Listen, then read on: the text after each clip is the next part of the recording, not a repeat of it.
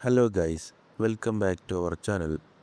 അപ്പോൾ കഴിഞ്ഞ എപ്പിസോഡിൽ നമ്മൾ കണ്ടത് യോവൂണിന് പോയിസൺ സെക്റ്റിൻ്റെ ഹെഡ് വന്ന് പഞ്ഞിക്കിടുന്നതും യോവൂണിന് അത് ഒരു ഉപകാരമായിട്ട് അതിന് പവർ കിട്ടണതും അതിനുശേഷം ഓന് ഡിറ്റൻഷൻ സെൻറ്ററിൻ്റെ ബാക്കിലൊരു സ്ഥലം കണ്ടുപിടിച്ച് അവിടുന്ന് ഡിമോണിക് ലോഡിൻ്റെ സോഡായിട്ട് കണ്ടുപിടിക്കുന്നതൊക്കെയാണ്. അപ്പോൾ ഇന്ന് നമുക്ക് അവനെ ഡിമോണിക് ലോഡിൻ്റെ സോഡായിട്ട് വെച്ചിട്ട് എന്താ ചെയ്യാൻ പോകുന്നതെന്നൊക്കെ ഉള്ളത് കാണാം. ഇന്നത്തെ എപ്പിസോഡ് എന്തായാലും ഒരു കിഡിലെ എപ്പിസോഡാണ്, അടിപൊളിയാണ്. നിങ്ങൾ എന്തായാലും ഒന്ന് കണ്ടു നോക്ക്. അപ്പോൾ നമുക്ക് നേരെ വീഡിയോയിലോട്ട് പോവാം. അപ്പോൾ ഈ പില്ലറത്തെ ഡോട്ടുകൾ സൂചിപ്പിക്കുന്നത് ഇതാണല്ലേ, ഞാനോ ലൈറ്റ് സ്റ്റോൺസ് ഒഴിച്ച് ബാക്കിയെല്ലാം എറൈസ് ചെയ്യുക. Yes master. ഇത് ബ്രീത്തിങ് ടെക്നിക്കിൻ്റെ എക്സ്പ്ലനേഷൻ ആണല്ലോ, പക്ഷേ ഇതാണെങ്കിൽ ഒരു എനർജി സർക്കുലേഷൻ ടെക്നിക്കിൻ്റെ അതേപോലെ ഉണ്ട്. ഇതിൽ പറയുന്നതാണെങ്കിൽ എൻ്റെ ഇൻറ്റേർണൽ പവേഴ്സൊക്കെ സ്പെസിഫിക് പ്രഷർ പോയിൻറ്റ്സ് കൂടെ സർക്കുലേറ്റ് ചെയ്യാനാ. അതിൻ്റെ ഒക്കെ മേലെ ഈ മൂവ് എക്സാക്ട്ലി ഡിമോണിക് ലോഡിൻ്റെ സോഡാട്ടത്തെ ഒരു ഫോമാണ്. നോ വേ, ഇതൊക്കെ ഡിമോണിക് ലോഡിൻ്റെ സോഡാട്ടത്തെ ഫോംസാണ്. നോർമലി ബ്രീത്തിങ് ടെക്നിക്ക് യൂസ് ചെയ്യുക കംഫർട്ടബിൾ പൊസിഷനിൽ കൂടെയാണ്, like lotus position, laying down ആയിക്കൂടെയൊക്കെ. പക്ഷേ ഇത് ഭയങ്കര സ്ട്രെയിഞ്ച് ആയിട്ടുണ്ടല്ലോ. ഞാനിതൊന്ന് ട്രൈ ചെയ്ത് നോക്കാം. ഞാനോ ഈ ലൈറ്റ് സ്റ്റോൺസിൻ്റെ എല്ലാ ഫോംസും സ്റ്റാൻസും എൻ്റെ ബ്രെയിനിലൂടെ ട്രാൻസ്ഫർ ചെയ്യുക, ഡ്രാഗണിൻ്റെ ഹെഡ് ടു ടൈൽ എന്നുള്ള ഓർഡറിൽ. ഞാനോ ആ ഇൻഫർമേഷൻസൊക്കെ ട്രാൻസ്ഫർ ചെയ്ത് കൊടുത്തു. എന്നിട്ട് അതിൽ പറഞ്ഞ പോലെ തന്നെ യോവൂൺ അവൻ്റെ ഇൻറ്റേർണൽ പവേഴ്സൊക്കെ സ്പെസിഫിക് പ്രഷർ പോയിൻറ്റ്സ് കൂടെ സർക്കുലേറ്റ് ചെയ്ത് തുടങ്ങിയപ്പോൾ തന്നെ ഒരു പവർഫുൾ എനർജി അവൻ്റെ അടുത്ത് വരാൻ തുടങ്ങി. എന്നെ നമ്മളെ കാണിക്കുന്നത് യോവൂൺ അതൊക്കെ വെച്ച് ഭയങ്കരമായിട്ട് പ്രാക്ടീസ് ചെയ്യണതാ. യോവൂണാണെങ്കിൽ പ്രാക്ടീസ് ചെയ്ത് ടൈം പോയത് തന്നെ അറിഞ്ഞിട്ടില്ല. ഞാനോ എത്ര നേരമായി ഞാനിത് ചെയ്യാൻ തുടങ്ങിയിട്ട്? നിങ്ങൾ 2 മണിക്കൂറായി കണ്ടിന്യൂസ്ലി മൂവ് ചെയ്തുകൊണ്ടേ ഇരിക്കുകയാണ്. എന്ത് 2 മണിക്കൂറോ? ഞാനിത് 2 മണിക്കൂർ കണ്ടിന്യൂസ്ലി ചെയ്തിട്ടുണ്ടെങ്കിൽ പോലും എനിക്കാണെങ്കിൽ ഒരു തരി പോലും ക്ഷീണം തോന്നണേ ഇല്ല. അതുമാത്രമല്ല, ഞാനിപ്പോൾ കൂടുതൽ റിഫ്രഷ് ആയ പോലെ എനിക്ക് ഫീൽ ചെയ്തുകൊണ്ടിരിക്കുന്നത്. അപ്പോൾ ഓരോ ടൈമും ഈ മൂവ്മെൻറ്റ്സൊക്കെ റിപ്പീറ്റ് ചെയ്യുമ്പോൾ എൻ്റെ എനർജിയൊക്കെ പെട്ടെന്ന് തന്നെ പുറത്തേക്ക് വരുന്ന പോലെ ഒരു ഫീലാണ്. നിങ്ങളുടെ എനർജി സർക്കുലേഷൻ ശരിക്കും ഫാസ്റ്റായിട്ടുണ്ട്. ആണോ? എങ്കിൽ അതൊന്ന് കാണണമല്ലോ. യോവൂൺ അവൻ്റെ എനർജി ഒന്ന് പുറത്തേക്ക് കൊണ്ടുവരാൻ നോക്കി. പെട്ടെന്ന് തന്നെ ഭയങ്കര എനർജിയുടെ പുറത്തേക്ക് വന്നു. അത് കണ്ടിട്ടാണ് അവൻ തന്നെ ഞെട്ടിപ്പോയി. ഇത് ശരിക്കും ഭയങ്കര ഫാസ്റ്റാണല്ലോ. എൻ്റെ എനർജി സർക്കുലേഷൻ ഫാസ്റ്റാവുക മാത്രമല്ല ചെയ്ത്, എനിക്കാണെങ്കിൽ അതൊക്കെ ഈസി ആയിട്ട് തന്നെ മാനിഫെസ്റ്റ് ചെയ്യാനും പറ്റുന്നുണ്ട്. ഇപ്പോൾ ഡാൻസിങ് സ്പ്രിങ് ടെക്നിക്കൊക്കെ ഒന്നുമല്ല ഇതിൻ്റെ മുന്നിൽ. ഓ, അപ്പോൾ ഇതാണല്ലേ ശരിക്കും ഒരു അൾട്ടിമേറ്റ് ബ്രീത്തിങ് ടെക്നിക്ക്. എനിക്ക് വിശ്വസിക്കാനേ കഴിയണില്ല. ഇതിലൂടെ സ്വാട്ട് ടെക്നിക്കും ബ്രീത്തിങ് ടെക്നിക്കും അറ്റ് എ ടൈം അക്കംപ്ലിഷ് ചെയ്യുന്നുള്ള കാര്യം. ഇപ്പം എനിക്ക് മനസ്സിലായി ഇതിനെന്താണ് സ്വാഡ് ആർട്ട് എന്ന് വിളിക്കണമെന്നുള്ള കാര്യം. നമ്മുടെ ഡിമോണിക് ലോഡാണെങ്കിൽ ശരിക്കൊരു ഡിവിനിറ്റിയാണ്. ഞാൻ ഡിമോണിക് ലോഡിന് ഹംബിളി എൻ്റെ ഗ്രാറ്റിറ്റ്യൂഡ് ഓഫർ ചെയ്യുന്നു. പിന്നെ നമ്മളെ കാണിക്കുന്നത് 4 ദിവസത്തിന് ശേഷമാണ്. നമുക്ക് കിട്ടിയ ഇൻഫർമേഷൻ വെച്ച് സേബർ സെക്റ്റിൻ്റെ യങ് മാസ്റ്ററായ യു ചാൻസിയോണിൻ്റെ അടുത്ത് 4 ബാഡ്ജും സ്വാഡ് സെക്റ്റിൻ്റെ യങ് മാസ്റ്ററായ ഗ്യോങ് ഉങ് ജിയോണിൻ്റെ കയ്യിൽ 2 ബാഡ്ജും വാരിയർ ഡാൻസ് സെക്റ്റത്തെ ചക്സാമയുടെ കയ്യിൽ 2 ബാഡ്ജും പിന്നെ വേറെ 7 സ്റ്റുഡൻസിൻ്റെ കയ്യിലായിട്ട് ഓരോ ബാഡ്ജുമാണ് ഉള്ളത്. ടോട്ടലായിട്ട് ഇപ്പോൾ 11 സ്റ്റുഡൻസാണ് കറൻ്റ്ലി ഗ്രൂപ്പ് ലീഡേഴ്സായിട്ടുള്ളത്. ഇനി പ്രൊഫസർ ഹോയുടെ കയ്യിലുള്ള ബാഡ്ജ് മാത്രമാണ് ബാക്കിയുള്ളത്. ഇതിനെക്കുറിച്ചാണ് ശരിക്കും നമ്മൾ വറി ചെയ്തുകൊണ്ടിരുന്നത്. 3 സ്റ്റുഡൻസ് ആണെങ്കിൽ ഒന്നിലധികം ബാഡ്ജ് എടുത്തിട്ടുള്ളത്.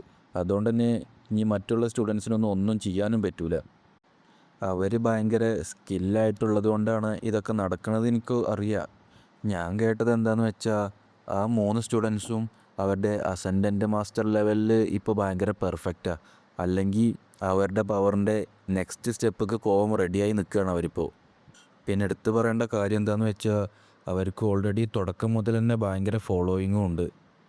ഒറ്റ റോങ് ആയിട്ടുള്ള മൂവ് കൊണ്ടാണ് നമ്മളിപ്പോൾ ഇങ്ങനെ ഇരിക്കേണ്ട അവസ്ഥ വന്നത്. ഒന്നാലോചിക്കുമ്പോൾ ഇത് നമുക്ക് നല്ലതാ. അറ്റ്ലീസ്റ്റ് നമുക്ക് ആരൊക്കെയാണ് കട്ട് ചെയ്യേണ്ടത്, ആരൊക്കെയാണ് ഇതിൽ വർത്തായിട്ടുള്ളതെന്ന് നമുക്ക് മനസ്സിലായല്ലോ. ആ ഒങ്ജിയോണും ഡാമിയോവും നാശം. അവരും നമ്മളും ഡിഫറെൻ്റ് പാത്തിലാ, അതാണ്. എന്തായാലും യങ്ങിലോട് യോവുൺ ആ ജോങ്സ്യോമിൻ്റെ ലോവർ അബ്ഡോമൻ നശിപ്പിച്ച മുതൽ തന്നെ അവർ ഭയങ്കര സ്ട്രെയിഞ്ചായിട്ടാണ് ആക്ട് ചെയ്തുകൊണ്ടിരുന്നത്. എന്ത് ഐ ആം സോറി. എനിക്ക് ഈ ഗ്രൂപ്പിൽ കണ്ടിന്യൂ ചെയ്യണമെന്നുണ്ടായിരുന്നു, പക്ഷേ നിങ്ങളോടൊപ്പം ഒരു ഫ്യൂച്ചർ എനിക്ക് കാണാൻ കഴിയണില്ല. ലോർഡ് യോവുൻ്റെ പണിഷ്മെൻറ്റ് ഡിസൈഡ് ചെയ്ത ആ മൊമെൻറ്റിൽ തന്നെ അവർ പോകാനാണെങ്കിൽ ഒരു മടിയും കാണിച്ചില്ല. എനിക്കുറപ്പാ ഇങ്ങനെ അവസരവാദികളായ അവർ മറ്റൊരു ഗ്രൂപ്പ് പോയാൽ ഒരു ദിവസം പോലും താണ്ടൂല. ഞാൻ ഇപ്പോൾ എല്ലാവരുടെയും മൂഡ് ഡൗൺ ആക്കിയോ. എന്തായാലും ഇപ്പോൾ കൂടുതലായിട്ട് നെഗറ്റീവ് അടിക്കണ്ട. ആ 2 ലൂസേഴ്സ് പോയിന്ന് വിചാരിച്ച് ആരത് കാര്യമാക്കണത്? നമുക്കിപ്പോൾ ബേഗിനെ കിട്ടിയില്ലേ. എന്തായാലും അവരുടെ 2 പേരുടെ റോൾക്ക് ഇവൻ ഒരുത്തം മതി. ഇങ്ങനെ അനാവശ്യമായിട്ട് വെറുതെ ഇതിനെന്നെ പൊക്കി പറയണ. അവൻ പറഞ്ഞത് ശരിയാണ് ബേഗി. നീ ഇല്ലായിരുന്നെങ്കിൽ ലോർഡ് യോവുൺ മാത്രമല്ല ഞങ്ങളെല്ലാവരും ഒരു ടൈറ്റ് സ്പോട്ടിലായി പോയേനെ. അവൻ പറഞ്ഞത് ശരിയാ. നീ പ്രൊഫസറിൻ്റെ ഒപ്പം ഫൈറ്റ് ചെയ്ത് ആ ബാഡ്ജ് വാങ്ങിയിട്ടില്ലായിരുന്നെങ്കിൽ ഇന്ന് ഈ ഗ്രൂപ്പ് പോലും ഉണ്ടാവില്ല ഇവിടെ. ഞങ്ങളെല്ലാവരും നിന്നോട് കടമപ്പെട്ടിരിക്കുക. എനിക്ക് സ്റ്റുഡൻറ് 7ൻ്റെ ആ കൈൻഡ്നെസ്സിനൊന്ന് റീപേ ചെയ്യണമെന്നുണ്ടായിരുന്നു. അത്രമാത്രമേ ഞാൻ ചെയ്തിട്ടുള്ളൂ. എനിക്കുറപ്പില്ല അവൻ എൻ്റെ ഈ ഗസ്റ്റർ അംഗീകരിക്കുമെന്ന്. ലോർഡ് യോവുണിന് നിന്നെ ഇഷ്ടപ്പെട്ടിട്ടില്ലെങ്കിൽ പിന്നെ എന്തിനാ അദ്ദേഹം ആദ്യം തന്നെ നിന്നെ ഹെൽപ്പ് ചെയ്ത്? എനിക്കും തോന്നുന്നു. വർത്തമാനം പറഞ്ഞിരുന്നതൊക്കെ മതി. ഡിന്നറിന് മുന്നേ 7 ഡീമൺ സ്വോർഡ് ടെക്നിക്ക് പഠിക്കണം. ലോർഡ് യോവുൺ നാളെ പുറത്തിറങ്ങും. അത് ശരിയാ. നമ്മളെ കൊണ്ട് കഴിയുന്ന അത്രയും നമ്മൾ പ്രാക്ടീസ് ചെയ്യണം, എങ്കിലേ ലോർഡ് യോവുണിൻ്റെ വർക്ക് ലോഡ് കുറയൂ. പിന്നെ നമ്മളെ കാണിക്കുന്നത് ഡിന്നർ ടൈമിൽ അക്കാഡമിക് കഫറ്റീരിയയാണ്. നീ ഇന്ന് രാത്രി ഒന്നും കഴിക്കുന്നില്ലേ? ഞാൻ സാധാരണ ലഞ്ച് കഴിക്കാറില്ല, ഡിന്നർ മാത്രമേ കഴിക്കാറുള്ളൂ. പക്ഷേ താങ്ക്സ് ടു യു ഗൈസ്, ഞാൻ ഇന്ന് നിങ്ങളോടൊപ്പം എന്തായാലും ലഞ്ച് കഴിച്ചു. ഞാൻ വിചാരിക്കണേ ഞാനും ഇന്ന് ഡിന്നർ സ്കിപ്പ് ചെയ്താലോന്നാ. നീ ഫുഡ് സ്കിപ്പ് ചെയ്യേ? ഇതൊരു ടെമ്പററി അറേഞ്ച്മെൻ്റാണ്. പക്ഷേ എന്തായാലും നീയാണിപ്പോൾ ഞങ്ങളുടെ ലീഡർ. അപ്പോൾ ഞാൻ നിന്നെ പ്രൊട്ടക്റ്റ് ചെയ്യാൻ ആഗ്രഹിക്കുന്നുണ്ട്. എന്നെക്കുറിച്ച് അറിയിച്ച് പേടിക്കൊന്നും വേണ്ട. ഞാൻ പേഴ്സണൽ ട്രെയിനിങ് റൂമൊക്കെയാണ് പോണത്. അവിടുത്തെ എൻ്റെ എല്ലാം കഴിഞ്ഞാൽ നമുക്ക് ഡോർമെട്രിയിൽ വെച്ച് വീണ്ടും കാണാം. അതൊക്കെ ഓക്കെ. പക്ഷേ എങ്കിലും എന്നെക്കുറിച്ച് ആലോചിച്ച് പേടിക്കണ്ടടോ. നീ പോയി നിൻ്റെ ഡിന്നർ എൻജോയ് ചെയ്തോ. അവനെ എന്ത് ചെയ്യണമെന്ന് ആലോചിച്ചുകൊണ്ടിരിക്കുക. ഹിയോബോങ്ങും ഞാനും ബെഗ്ഗിയുടെ ഒപ്പം പോയിക്കോളാം. നീ പോയി നിൻ്റെ ഡിന്നർ കഴിച്ചോ. ഓക്കെ, ഷുവറല്ലേ? നീ ചെയ്യൂലേ? എന്ത്, ഞാനോ? നീ പറഞ്ഞ പോലെ തന്നെ അവനാണ് ഇപ്പോൾ നമ്മളെ ലീഡർ. താങ്ക്സ്. എങ്കിൽ ഞാൻ ബെഗ്ഗിനെ നിൻ്റെ കയ്യിൽ ഏൽപ്പിക്കുക. ഇതിലിപ്പോൾ ഞാനൊന്നും പറയണ്ടേ? നിങ്ങൾ രണ്ടാളും ഭക്ഷണമൊന്നും കഴിക്കണില്ലേ? ഒരു ദിവസം ഭക്ഷണം കഴിച്ചില്ല എന്ന് വിചാരിച്ച് ഞങ്ങളാരും ചത്തൊന്നും പോവില്ല. ഞങ്ങൾക്ക് ഞങ്ങളെ ടെമ്പററി ലീഡറിനെ സേഫ് ആക്കണം, അല്ലേ? ഏതെങ്കിലും ജെർക്ക് വന്ന് അറ്റാക്ക് ചെയ്യാനൊന്നും ഞങ്ങൾ സമ്മതിക്കൂല. നിങ്ങളെല്ലാവരും ഭയങ്കരമായിട്ട് വറി ചെയ്യണ ആൾക്കാരാ. ഞാൻ കാരണമാണ് നിങ്ങളിപ്പോൾ നിങ്ങളുടെ ഫുഡൊക്കെ സ്കിപ്പ് ചെയ്തിരിക്കുന്നത്.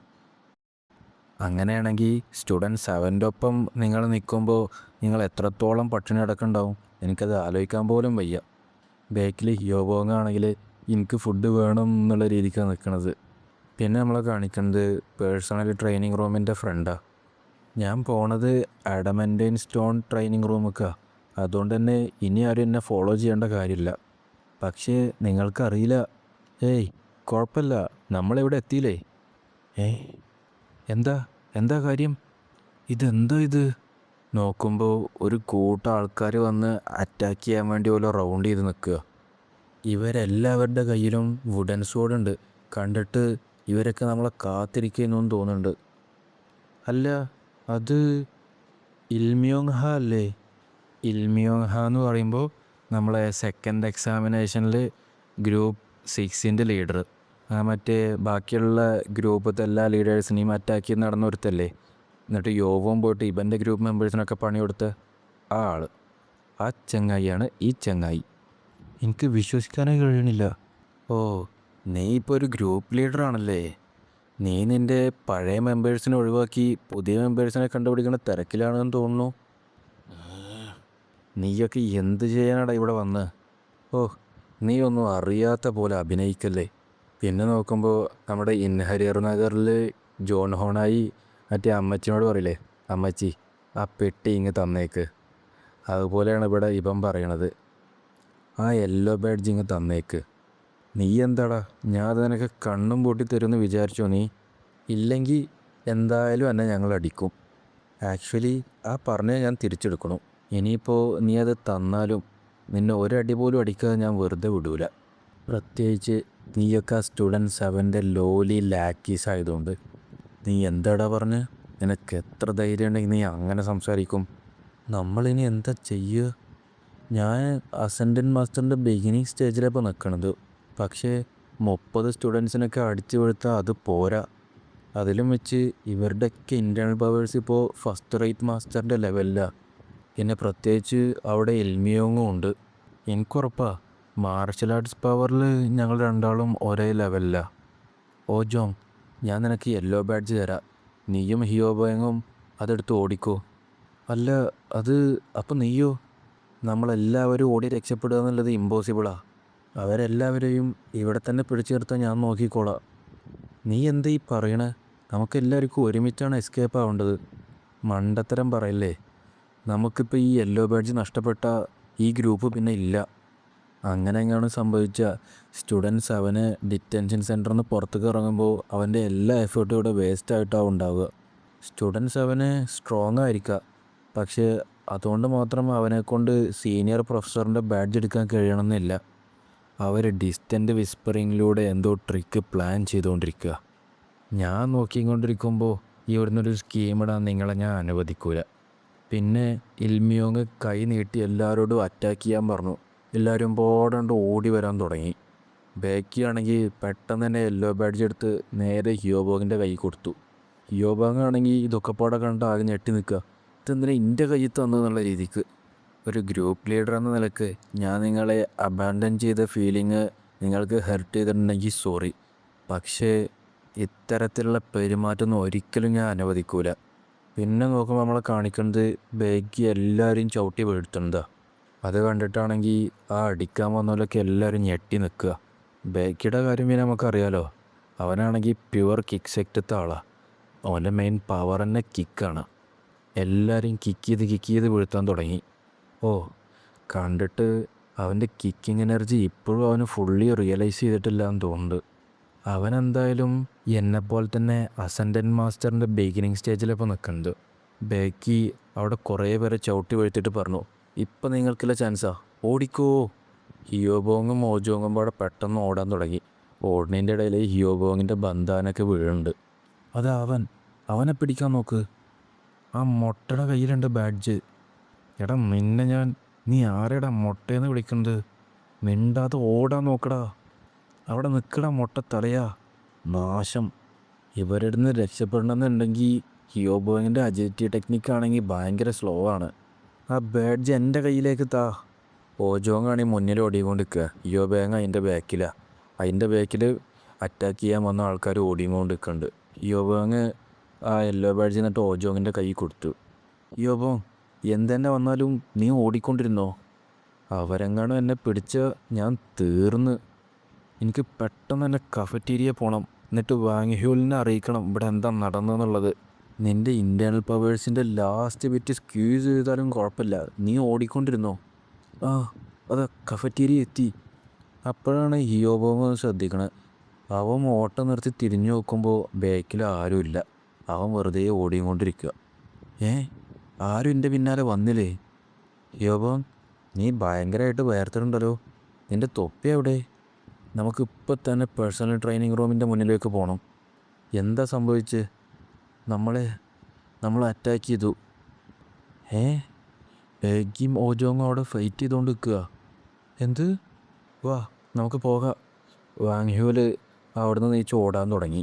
ഈ ചെങ്ങായനെ കണ്ടാലാണെങ്കിൽ ഒരു ഹൾക്കിൻ്റെ ലുക്കും പവറുണ്ടോട്ടാ പറഞ്ഞ്. എന്നിട്ട് കഫറ്റീരിയയുടെ പുറത്തെത്തിയതും ഒറ്റ ചാട്ടം. ഇതിനെക്കുറിച്ച് ആലോചിച്ചാൽ ഞാൻ ശരിക്കും വെറി ചെയ്തുകൊണ്ടിരുന്നത്. എന്നിട്ട് വാങ്ഹ്യൂല് നോക്കുമ്പോൾ താഴെ അവിടെ എല്ലാവരും പാടെ വട്ടം കൂടി നിൽക്കുന്നുണ്ട്. നടുവിൽ ബേക്കി. എന്താ ഇവിടെ സംഭവിച്ച്? അവർ ഓജോങ്ങിനെ അടിച്ചു വീഴ്ത്തിയോ? കണ്ടിട്ട് അവനാണ് ഇവരെ അറ്റാക്ക് ചെയ്തതെന്ന് തോന്നുന്നുണ്ട്. നീ എന്ത് ചെയ്യുകയാണെന്നാണ് നീ വിചാരിച്ച്? അല്ല, ഒരു മിനിറ്റ്, അത് കണ്ടിട്ട് നമുക്ക് കുറച്ച് അൺവാണ്ടഡ് ഗസ്റ്റ് വന്ന പോലെ ഉണ്ടല്ലോ. നോക്കുമ്പോൾ അത് സേബർ സെക്ടത്തെ യങ് മാസ്റ്റർ യൂച്ചാൻ ചിയോണാണ് അവിടെ ഉള്ളത്. ആരാടാ ഇവിടുത്തെ അൺവാണ്ടഡ്? ഈ അറ്റാക്കൊക്കെ പ്ലാൻ ചെയ്തതിന് ശേഷം നിനക്ക് ഇങ്ങനെ സംസാരിക്കാൻ എവിടെ നിന്നാണ് ധൈര്യം വന്നത്? നീ സമാധാനിക്ക്, അവരല്ല എന്നെ അറ്റാക്ക് ചെയ്ത്. എന്തായാലും ബഗ്ഗി, നീ ഇപ്പം എനിക്ക് കടപ്പെട്ടിരിക്കുകയാണ്. ഞാൻ പറഞ്ഞതിനെക്കുറിച്ച് നീ ഒന്ന് ചിന്തിക്ക്. നിൻ്റെ കയ്യിലുള്ള ബാഡ്ജ് പോയതുകൊണ്ട് തന്നെ നിനക്കിപ്പോൾ വേറെ ഓപ്ഷൻ ഇല്ല. നിൻ്റെ ഹെൽപ്പിനൊക്കെ ഞാൻ അപ്രീഷിയേറ്റ് ചെയ്യണു, പക്ഷെ ഞാൻ പറഞ്ഞതിലൊരു മാറ്റമില്ല. നീ ഒന്നുകൂടി ചിന്തിക്ക്. നിനക്കെന്തായാലും കുറേ സമയം ബാക്കിയുണ്ട്. നിൻ്റെ മുറിവ് എങ്ങനെയുണ്ട്? ആ, അത് കുഴപ്പമില്ല. അത് അത്രത്തോളം ഭയങ്കരമായിട്ടൊന്നുമില്ല. പക്ഷേ ഇവിടെ ഏറ്റവും വലിയ കാര്യം എന്താണെന്ന് വെച്ചാൽ നമ്മുടെ യെല്ലോ ബാഡ്ജ് നഷ്ടപ്പെട്ടു പോയി. I am sorry guys. ഓജോ, നീ എല്ലാം ചെയ്തു നമ്മുടെ യെല്ലോ ബാഡ്ജിനെ പ്രൊട്ടക്റ്റ് ചെയ്യാൻ വേണ്ടി. പിന്നെ ഓജോങ്ങിൻ്റെ അടുത്തിരുന്ന് ഹിയോബോങ് കരയണതാണ് നമ്മളെ കാണിക്കുന്നത്. അപ്പോൾ തൽക്കാലത്തിന് ഇന്നത്തെ എപ്പിസോഡ് ഇവിടെ നിർത്തുകയാണ് ഞാൻ. അപ്പോൾ ഇൽമിയോങ് ഹാക്ക് ഇവരെ അറ്റാക്ക് ചെയ്ത് ഒരു ബാഡ്ജും കൂടിയും കിട്ടി. ഇനി നാളെ യോവൂണ് പുറത്തിറങ്ങുക. യോവൂണ് ഇത് അറിഞ്ഞു കഴിഞ്ഞാലുള്ള അവസ്ഥ എന്താണെന്ന് നമുക്ക് ഒരെത്തും പിടിയില്ല. നമുക്ക് നോക്കാം, അവൻ ഈ ഡിറ്റൻഷൻ സെൻറ്ററിലൊക്കെ പോയിട്ട് ഭയങ്കര കാമായിട്ടാണോ തിരിച്ചു വരുന്നത്, അതോ മുന്നത്തെ പോലെ തന്നെ ആദ്യം അടി പിന്നെ സംസാരം എന്നുള്ളതാണോ അവൻ്റെ രീതി എന്നുള്ളതൊക്കെ നമുക്ക് കണ്ടറിയാം. എന്തായാലും അടുത്ത എപ്പിസോഡൊക്കെ ഒരു കിണ്ണ എപ്പിസോഡാണ്. അപ്പോൾ അത് മിസ്സാവാതിരിക്കാൻ വേണ്ടി എല്ലാവരും സബ്സ്ക്രൈബ് ചെയ്തു. ഈ വീഡിയോ ഇഷ്ടപ്പെട്ടിട്ടുണ്ടെങ്കിൽ എല്ലാവരും ലൈക്ക് ചെയ്യൂ, ഷെയർ ചെയ്യൂ. നിങ്ങളുടെ വിലപ്പെട്ട അഭിപ്രായങ്ങളൊക്കെ താഴെ കമൻറ്റ് ചെയ്യൂ. അപ്പോൾ അടുത്ത മാസ് എപ്പിസോഡുമായിട്ട് നമുക്ക് കാണാം. അപ്പോൾ ഓക്കെ, ബൈ ബൈ.